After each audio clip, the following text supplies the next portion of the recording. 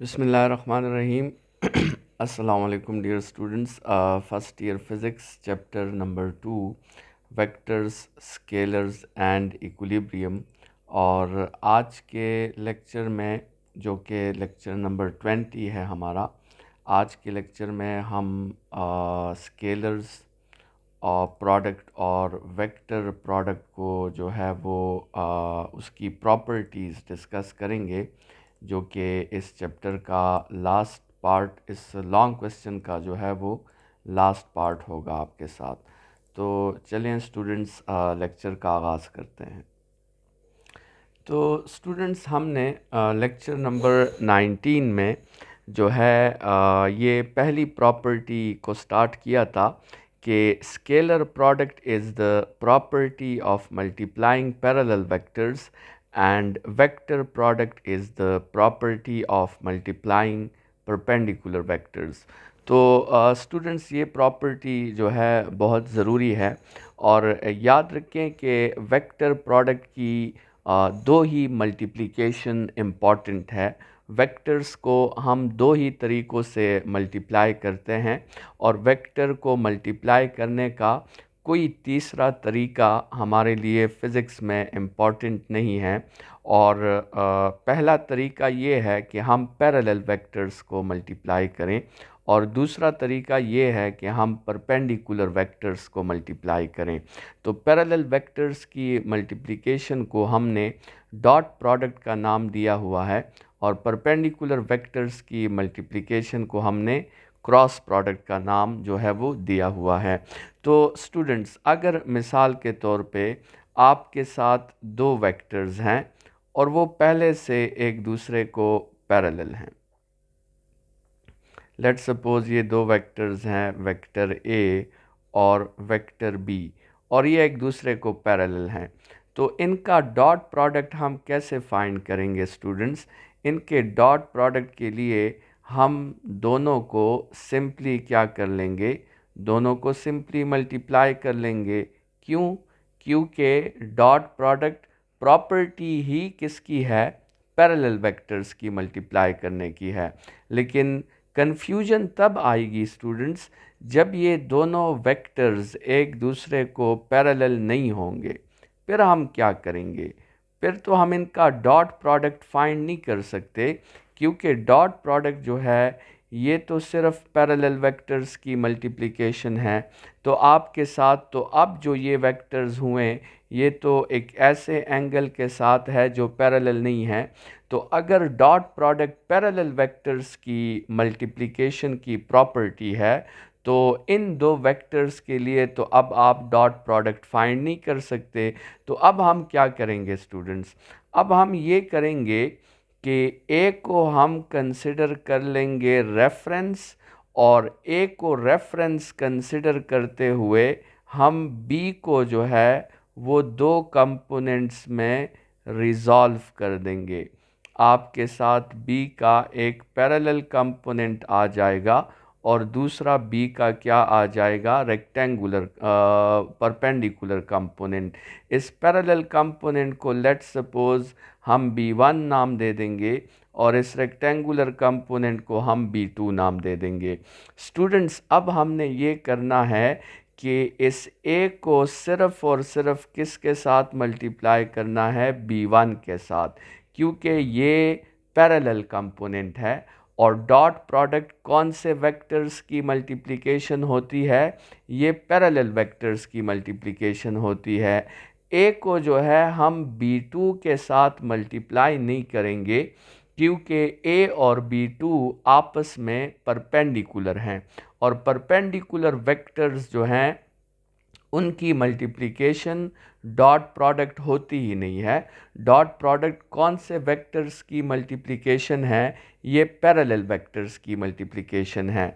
तो स्टूडेंट्स, यहाँ पे कहने का मकसद ये है कि यहाँ पे अगर आप क्या फाइंड करेंगे? ए डॉट बी फाइंड करेंगे, तो आपने क्या करना होगा? आपने ए तो कंप्लीट लेना होगा, लेकिन बी का सिर्फ आपने एक कंपोनेंट लेना होगा। कौन सा कंपोनेंट? Parallel component. और स्टूडेंट्स, पैरेलल कंपोनेंट का क्या फॉर्मूला होता है? अगर आपने रिजोल्यूशन का लेक्चर देखा हुआ हो तो पैरेलल कंपोनेंट के फार्मूला में हमेशा आपके साथ कॉस थीटा आता है। और यही रीज़न है स्टूडेंट्स कि डॉट प्रोडक्ट के फार्मूला में हमेशा क्या होता है? कॉस थीटा होता है। यहाँ पे स्टूडेंट्स एक बात याद रखें कि ए डॉट बी में और बी डॉट ए में फ़र्क क्या है। स्टूडेंट्स, ए डॉट बी और बी डॉट ए में ये फ़र्क है कि जब आप ए डॉट बी फाइंड करेंगे तो आपको ए जो होगा वो आपको रेफरेंस लेना होगा और बी का आपको कंपोनेंट लेना होगा, पैरेलल वाला कंपोनेंट। और बी डॉट ए जो होगा उसको फाइंड करने के लिए स्टूडेंट्स आपको बी जो है वो रेफरेंस लेना होगा और ए का कंपोनेंट लेना होगा, पैरेलल कंपोनेंट। मतलब ए डॉट बी और बी डॉट ए को फाइंड करने का तरीका वो मुख्तलिफ है। ए डॉट बी में आप ए को रेफरेंस लेते हैं और बी डॉट ए में आप बी को रेफरेंस लेते हैं। स्टूडेंट्स, इसी तरह क्रॉस प्रोडक्ट की भी बात कर लेते हैं। Cross product is the property of multiplying perpendicular vectors. तो स्टूडेंट्स, अगर आप सोचें कि आपके साथ दो वेक्टर्स हैं और वो पहले से क्या हैं? वो आपके साथ परपेंडिकुलर हैं, तो अब ए क्रॉस बी क्या होगा स्टूडेंट्स? अब ए क्रॉस बी जो होगा वो तो सिंपली आप दोनों को मल्टीप्लाई कर देंगे। क्यों मल्टीप्लाई कर देंगे? क्योंकि क्रॉस प्रोडक्ट कौन से वेक्टर्स की मल्टीप्लिकेशन है? परपेंडिकुलर वेक्टर्स की। लेकिन कन्फ्यूजन तब आएगी जब आपके साथ ये दोनों वेक्टर्स परपेंडिकुलर नहीं होंगे। अगर ये दोनों वेक्टर्स आपके साथ परपेंडिकुलर नहीं हैं तो फिर इनका क्रॉस प्रोडक्ट आखिर हम कैसे फाइंड करेंगे? क्योंकि क्रॉस प्रोडक्ट में तो हम सिर्फ परपेंडिकुलर वेक्टर्स को मल्टीप्लाई करते हैं। तो स्टूडेंट्स, यहाँ भी हम ऐसे करेंगे कि एक को रेफरेंस कंसिडर करते हुए हम बी को जो है वो दो कंपोनेंट्स में रिज़ॉल्व कर देंगे। एक कंपोनेंट B1 होगा, दूसरा कंपोनेंट B2 होगा। और अब हम स्टूडेंट्स ए को किसके साथ मल्टीप्लाई करेंगे? B2 के साथ। ए को B1 के साथ मल्टीप्लाई नहीं करेंगे क्योंकि क्रॉस प्रोडक्ट में हम सिर्फ कौन सा कंपोनेंट लेते हैं? हम सिर्फ परपेंडिकुलर कंपोनेंट लेते हैं।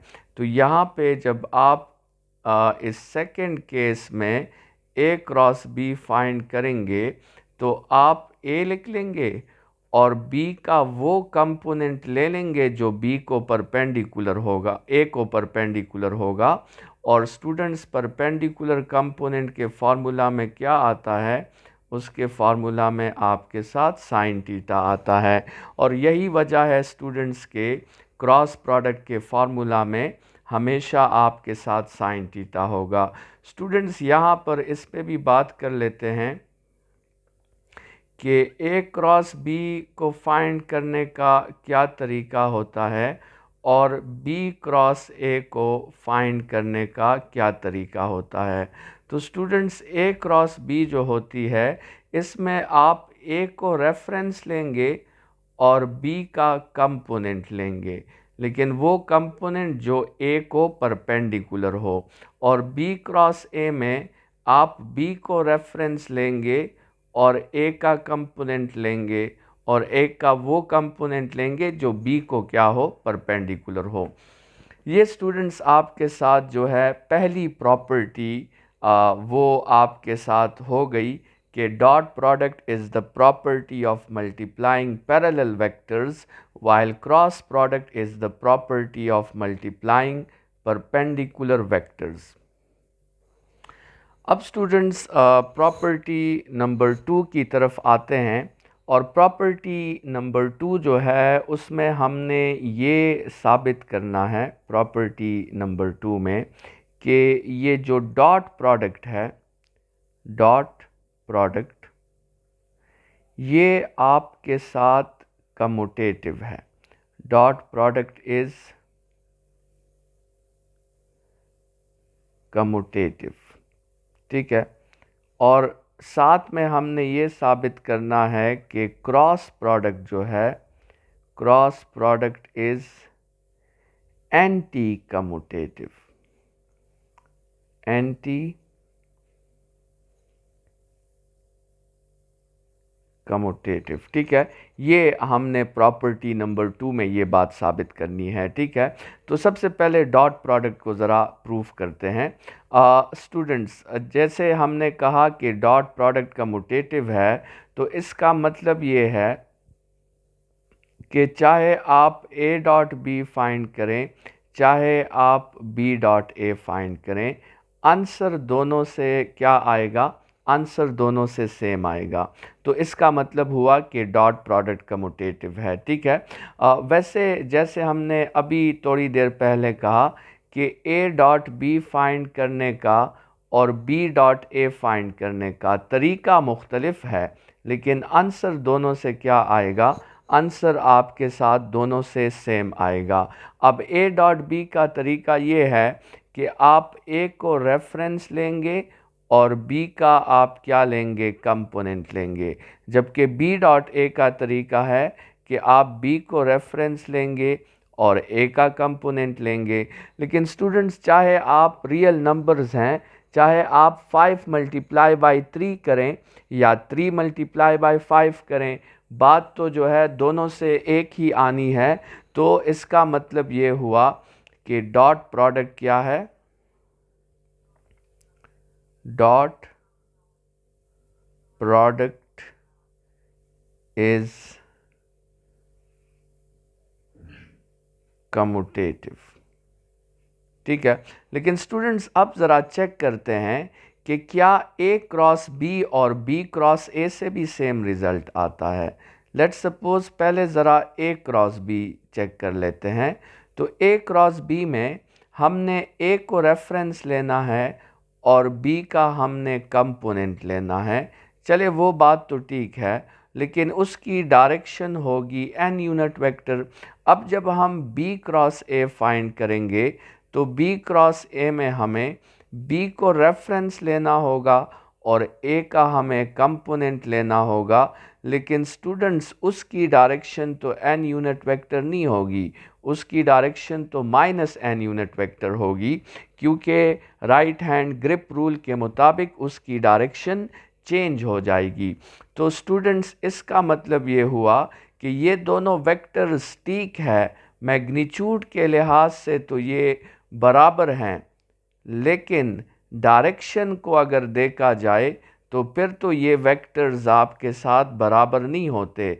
और वेक्टर्स में तो हम तब इक्वल का साइन लगाते हैं जब उनका मैग्नीट्यूड भी इक्वल हो और उनकी डायरेक्शन भी इक्वल हो। तो यहाँ मैग्नीट्यूड तो चले इक्वल है, लेकिन डायरेक्शन तो इक्वल नहीं है। तो इसका मतलब ये हुआ कि क्रॉस प्रोडक्ट जो है ये कम्यूटेटिव नहीं है। लेकिन स्टूडेंट्स, आप ज़रा ए क्रॉस बी और बी क्रॉस ए पे सोचें। ये तो ऐसे दो वेक्टर्स हैं जिनका मैग्नीट्यूड सेम होता है और उनकी डायरेक्शन क्या होती है? अपोजिट होती है। ऐसे वेक्टर्स को तो एक दूसरे का नेगेटिव कहा जाता है। और स्टूडेंट्स, ऐसे वेक्टर्स को जब ऐड किया जाता है, जब ए क्रॉस बी को बी क्रॉस ए के साथ हम क्या कर देंगे? ऐड कर देंगे, तो ऐसे वेक्टर्स की एडिशन से हमेशा नल वेक्टर आता है। और स्टूडेंट्स, अगर हम बी क्रॉस ए को उस तरफ शिफ्ट कर दें तो ए क्रॉस बी किसके इक्वल आ जाता है?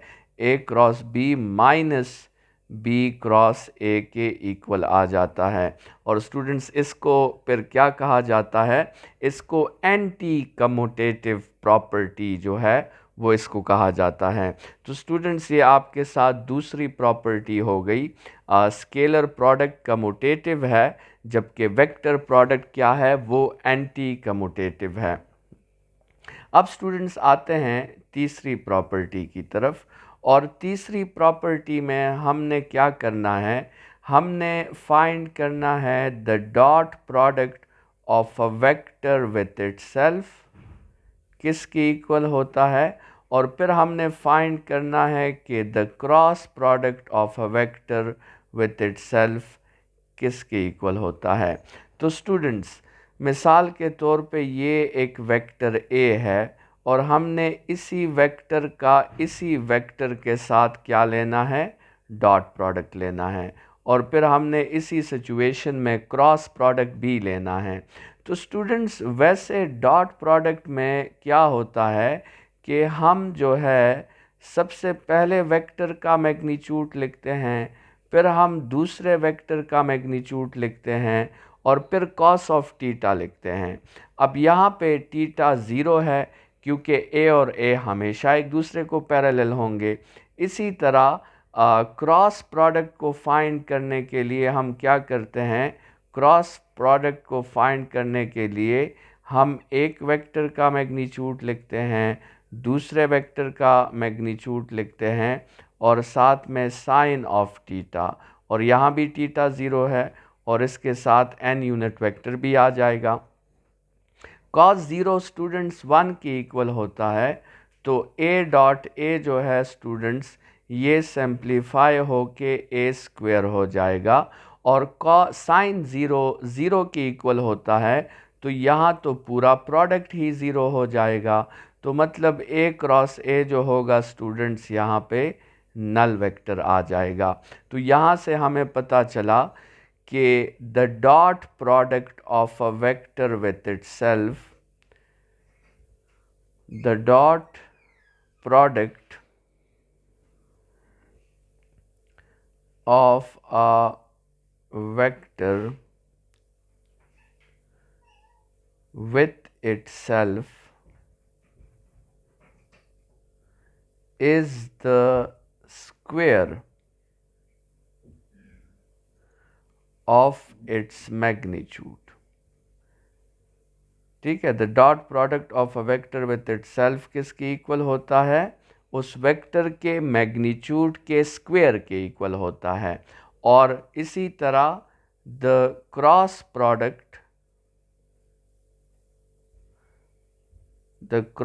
Product of a vector with itself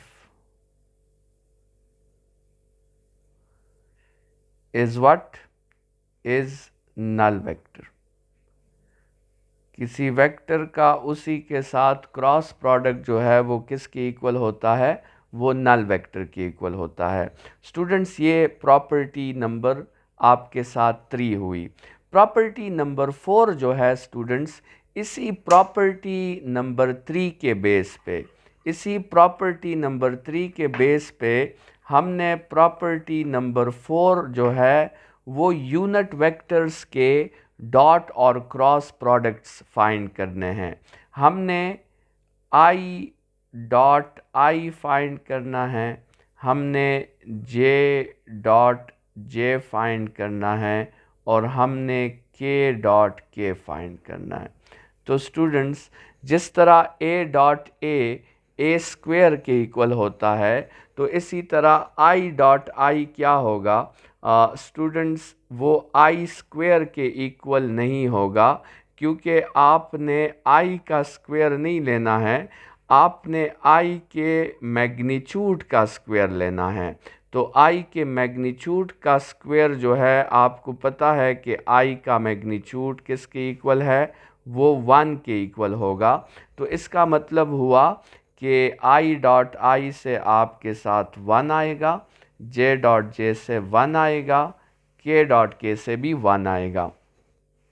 और अगर आप आई डॉट जे कर लें या फिर आप जे डॉट के कर लें या आप के डॉट आई कर लें, तो स्टूडेंट्स आई और जे में कौन सा एंगल होता है, 90। जे और के में कौन सा एंगल होता है, वो भी 90। और के और आई में कौन सा एंगल होता है, वो भी 90। और 90 एंगल पे तो डॉट प्रोडक्ट ज़ीरो हो जाता है, तो आई डॉट जे से भी ज़ीरो आएगा, जे डॉट के से भी ज़ीरो आएगा और के डॉट आई से भी ज़ीरो आएगा। ये स्टूडेंट्स आपके साथ यूनिट वेक्टर्स के क्या हो गए हैं, यूनिट वेक्टर्स के डॉट प्रोडक्ट हो गए हैं। इसी तरह हमने आई क्रॉस आई फाइंड करना है, हमने जे क्रॉस जे फाइंड करना है, हमने के क्रॉस के फाइंड करना है।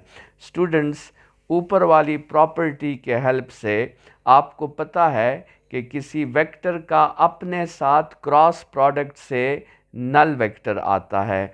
तो सिंपल सी बात होगी, आई क्रॉस आई भी नल वेक्टर होगा, जे क्रॉस जे भी नल वेक्टर होगा, के क्रॉस के भी नल वेक्टर होगा। लेकिन स्टूडेंट्स, अगर हम आई क्रॉस जे फाइंड करेंगे, जे क्रॉस के फाइंड करेंगे या के क्रॉस आई फाइंड करेंगे, तो उससे क्या रिज़ल्ट आएगा? तो स्टूडेंट्स, ये जो आई क्रॉस जे है, इस एक को थोड़ा डिटेल में यहाँ पे सॉल्व करते हैं। आप देखें, आई क्रॉस जे। अब स्टूडेंट्स, आपको क्या करना होता है, पहले वेक्टर का मैग्नीट्यूड लिखना होता है, फिर दूसरे वेक्टर का मैग्नीट्यूड, फिर साइन ऑफ थीटा, और आई और जे में कौन सा एंगल है स्टूडेंट्स, 90, और फिर आपको एन यूनिट वेक्टर भी लिखना होता है। अच्छा, साइन 90 भी 1 के इक्वल है, तो इससे आ जाएगा 1 और एन यूनिट वेक्टर। अब एन यूनिट वेक्टर की क्या मतलब होता है? एन यूनिट वेक्टर का मतलब होता है परपेंडिकुलर डायरेक्शन। और स्टूडेंट्स, आई और जे को कौन सी डायरेक्शन परपेंडिकुलर है? आई और जे को के की डायरेक्शन परपेंडिकुलर है। तो आई क्रॉस जे किसके इक्वल होगा स्टूडेंट्स? के इक्वल होगा। जे क्रॉस के किसके इक्वल होगा स्टूडेंट्स? ये आई के इक्वल होगा। और के क्रॉस आई किसके इक्वल होगा स्टूडेंट्स? ये जे के इक्वल होगा। अच्छा, अब अगर स्टूडेंट्स इस आई क्रॉस जे की जगह मैं जे क्रॉस आई लिख दूं, या जे क्रॉस के की जगह के क्रॉस जे मेंशन कर दें हम, या फिर के क्रॉस आई की जगह आई क्रॉस के मेंशन कर दें, तो स्टूडेंट्स, आपको अभी एक प्रॉपर्टी हमने पढ़ी कि वेक्टर प्रोडक्ट कम्यूटेटिव नहीं है। इसको जब हम ए क्रॉस बी की जगह बी क्रॉस ए करते हैं तो डायरेक्शन रिवर्स हो जाती है। तो अगर आई क्रॉस जे के इक्वल है, तो जे क्रॉस के किसके इक्वल होगा? जे क्रॉस आई किसके इक्वल होगा? वो माइनस के। इसी तरह ये वाला प्रोडक्ट माइनस आई के, और ये वाला प्रोडक्ट माइनस जे के। स्टूडेंट्स, ये प्रॉपर्टी नंबर 4 में आपके साथ जो ये डॉट और क्रॉस प्रोडक्ट्स हैं, ये आपके साथ इंतहाई ज़रूरी है एमसीक्यूज़ के लिए। ठीक है, ये जो आपके साथ हमने प्रॉपर्टी नंबर 4 पढ़ी, ये एमसीक्यूज़ के लिए इंतहाई इम्पॉर्टेंट है। तो ये आपने समझनी है ये प्रॉपर्टी। इस पे अक्सर जो क्वेश्चंस आते हैं स्टूडेंट्स, उन क्वेश्चंस को कहा जाता है स्केलर ट्रिपल प्रोडक्ट। उन क्वेश्चंस को हम क्या कहते हैं? स्केल। अब मिसाल के तौर पे ऐसा एक क्वेश्चन आएगा, आई डॉट जे क्रॉस के। ठीक है, अब इसको आपने सॉल्व करना होगा। इसमें दो प्रोडक्ट्स हैं, डॉट भी है और क्रॉस भी है, तो इसलिए इसको स्केलर ट्रिपल प्रोडक्ट कहा जाता है। अच्छा स्टूडेंट्स, इस क्वेश्चंस में याद रखें कि क्रॉस की प्रायोरिटी पहले होती है। पहले आपने क्रॉस प्रोडक्ट को सॉल्व करना है, फिर लास्ट में डॉट प्रोडक्ट को। तो सबसे पहले तो आप जे डॉट के को सॉल्व करेंगे। स्टूडेंट्स, ये देखें, जे डॉट के किसके इक्वल है? ये आई के इक्वल है। तो स्टूडेंट्स, यहाँ से आई डॉट आई आ जाएगा। और फिर ये देखें, आई डॉट आई किसके इक्वल है? आई डॉट आई 1 के इक्वल है। ठीक है, तो हमारा आंसर क्या हो जाएगा? 1। तो ये आपकी स्टूडेंट्स प्रॉपर्टी नंबर 4 हो गई। और अब आते हैं लास्ट प्रॉपर्टी की तरफ, property number 5। Students, property number 5 में हम ये डिस्कस करेंगे कि अगर हमें वेक्टर ए जो है वो कंपोनेंट्स के फॉर्म में गिवन हो, ए एक्स आई प्लस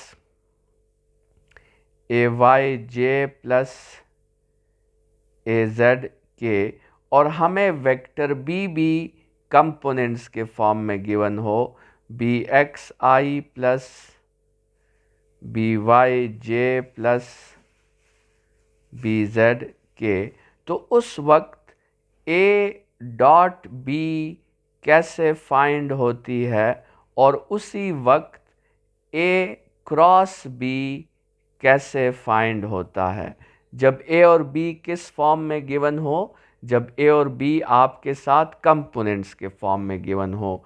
तो स्टूडेंट्स इनका जो डॉट प्रोडक्ट है उसमें आपने क्या करना है, दोनों के x कंपोनेंट्स को मल्टीप्लाई करना है, दोनों के y कंपोनेंट्स को मल्टीप्लाई करना है और दोनों के आपने z कंपोनेंट्स को मल्टीप्लाई करना है। ठीक है, किस में, डॉट प्रोडक्ट में। और स्टूडेंट्स क्रॉस प्रोडक्ट में आपको एक 3x3 डिटर्मिनेंट ओपन करना होगा, एक 3x3 मैट्रिक्स होगा और आपको उसके डिटर्मिनेंट को ओपन करना होगा। स्टूडेंट्स उस 3x3 मैट्रिक्स में पहली जो रो होगी उसमें आप यूनिट वेक्टर्स लिखेंगे, दूसरी जो रो होगी उसमें ए के कंपोनेंट्स आएंगे, ए एक्स ए वाई ए जेड, और तीसरी जो रो होगी उसमें बी के कंपोनेंट्स आएंगे, बी एक्स बी वाई और B Z. Students 3x3 determinants जो होते हैं ये मेडिकल स्टूडेंट्स के डोमेन में तो नहीं आते, लेकिन इंजीनियरिंग स्टूडेंट्स के डोमेन में ये आते हैं और उन्हें पता होता है कि 3x3 डिटर्मिनेंट कैसे ओपन की जाती है। लेकिन बहरहाल आपने फार्मूला की हद तक तो बात याद रखनी है कि ए क्रॉस बी का फार्मूला क्या है, तो ये आपके साथ ए क्रॉस बी का फार्मूला है। स्टूडेंट्स ये जो हमने डॉट प्रोडक्ट का फार्मूला पढ़ा है ये भी आपके एमसीक्यूज़ के लिए बहुत इम्पॉर्टेंट है। मतलब मिसाल के तौर पे आपका एक एमसीक्यू आ सकता है कि if a force of 3i plus 2j minus 3k displaces a body through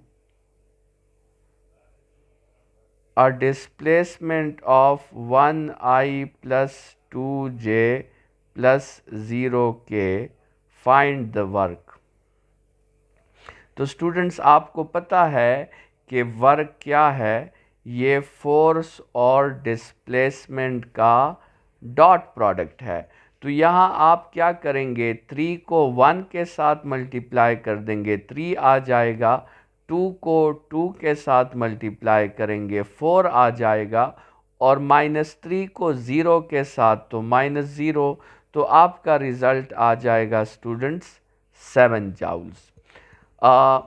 ये आपके साथ स्टूडेंट्स यहाँ पे जो है हमारा डॉट एंड क्रॉस प्रोडक्ट का लॉन्ग क्वेश्चन जो है वो यहाँ पे वाइंड अप हो गया। एक दफ़ा जो है आप पूरे लॉन्ग क्वेश्चन को दोबारा शुरू से देख लें। आपके साथ जो है यहाँ से ये स्टार्ट हुआ है लेक्चर नंबर 17 से, डॉट प्रोडक्ट और क्रॉस प्रोडक्ट की डिफिनीशन, फिर रिप्रेजेंटेशन आ गई, फिर दोनों के मैथमेटिकल फॉर्म्स और फैक्टर्स आ गए, फैक्टर्स के बाद उनके ग्राफ्स जो हैं वो बन गए, फिर हमने इनके ज़ीरो होने की पॉसिबिलिटी, ग्रेटर देन ज़ीरो होने की पॉसिबिलिटी, लेस देन ज़ीरो होने की पॉसिबिलिटी, और फिर हमने इनकी डायरेक्शंस पे बात की। डायरेक्शंस के बाद हमने स्केलर और वेक्टर प्रोडक्ट दोनों की 5 प्रॉपर्टीज़ जो हैं वो हमने दोनों की डिस्कस कर ली। इंशाल्लाह स्टूडेंट्स नेक्स्ट लेक्चर से हमारा टॉपिक जो होगा वो टॉर्क होगा और इक्विलिब्रियम होगा, जो कि इस चैप्टर का तीसरा डोमेन है। वेक्टर्स का जो डोमेन था, जो इस चैप्टर का मेजॉरिटी पोर्शन था, वो डोमेन आज हमारा क्लियर हो गया है। तो इंशाल्लाह नेक्स्ट लेक्चर में दोबारा मुलाकात होगी। अपना ख्याल रखिएगा। Thank you students. खुदा हाफिज़।